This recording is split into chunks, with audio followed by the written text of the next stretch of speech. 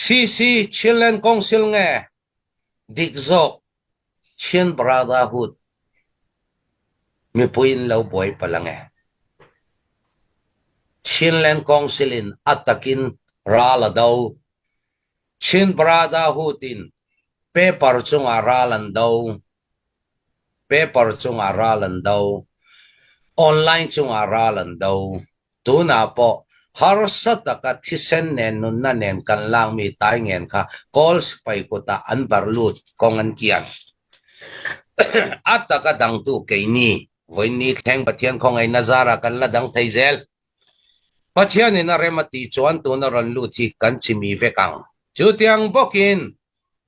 Chilean Council Chilean Government Chin Nation Building nam pum tan na kan thok lain an ni chuan khobil pakhat nam bil pakhat tan chau nan thok district pakhat tan chau nan thok ril ru swang to na re ril ru kalpui an ril ru kalpui na chau in nan thok ke ni chuan chin nam pui tan na kan thok